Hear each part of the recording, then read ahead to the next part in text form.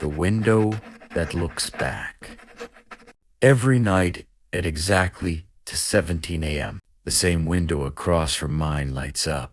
The apartment has been vacant for months. The for rent sign still hangs crooked in the glass. No furniture. No curtains. No one living there. But every night at 2:17, a figure stands behind the window and looks directly at me. At first, I thought it was a reflection, maybe my own silhouette bouncing back from the dark. I even turned off my lights to check. The figure didn't disappear.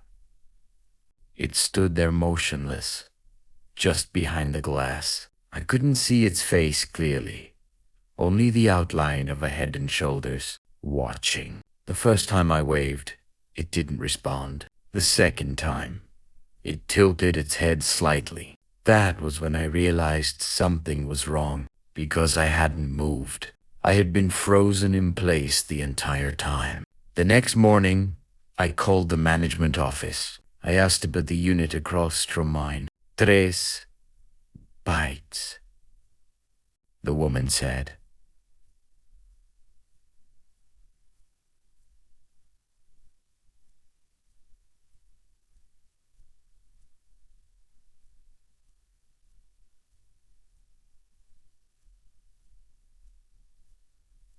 It's empty.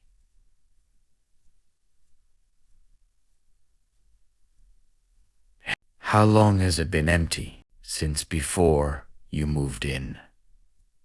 I hung up, feeling foolish.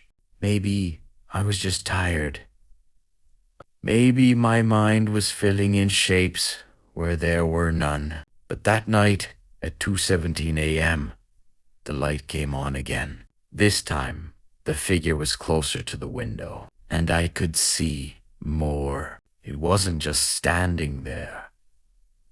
It was copying me. When I leaned forward, it leaned forward.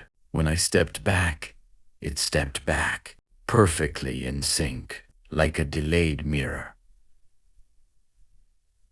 Only, I wasn't moving first. The next night, I decided not to look. I turned my desk away from the window, closed, blind, put on headphones.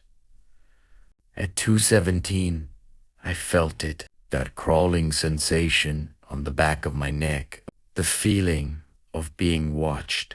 Slowly, against my better judgment, I turned my chair. My blinds were open. I know I had closed them. Across the street, the window was dark. No light. No figure. Just black glass reflecting my own apartment. Relieved, I let out a breath. Then I noticed something in the reflection. Someone was standing behind me. Not in the other building. In my room.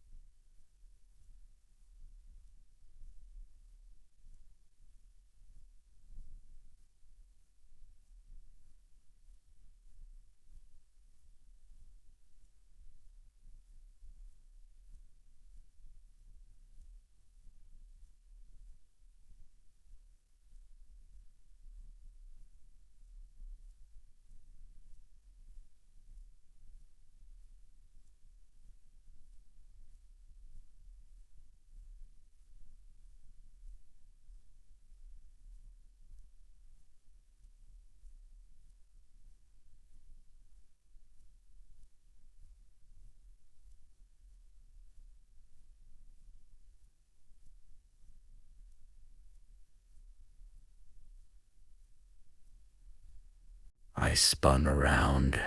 Nothing. My apartment was empty. When I looked back at the window across the street, the light was on again. The figure was gone. In its place was my apartment, not a reflection, a clear view. Inside my desk, my chair, and me. But I wasn't sitting down. I was standing at the window, watching myself. And the version of me in the other building slowly raised a hand. It knocked once against the glass. From the inside. It knocked from inside. The first knock was soft. 3 slow taps from inside the wall, beside my bed. I live alone, and the apartment next to mine has been vacant for months. At first, I told myself it was pipes. Old buildings make noise at night. The second night, it happened again. 3 taps, pause, 3 taps. It wasn't random. It was deliberate. I pressed my ear against the wall and knocked back 3 times. There was a pause. Then 3 taps answered. The next morning, the landlord confirmed the neighboring unit was still empty. That night, I stayed awake. At exactly 3:03 a.m., the knocking returned. 3 taps. Pause. 3 taps. I didn't respond.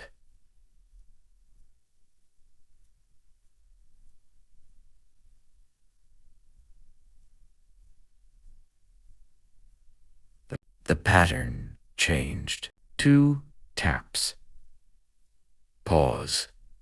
1 tap. Then something dragged lightly across the wall like fingers testing the surface. The sound moved along the wall and stopped beside my closet. Silence.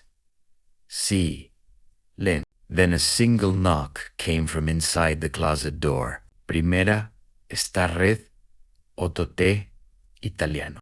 The door was closed.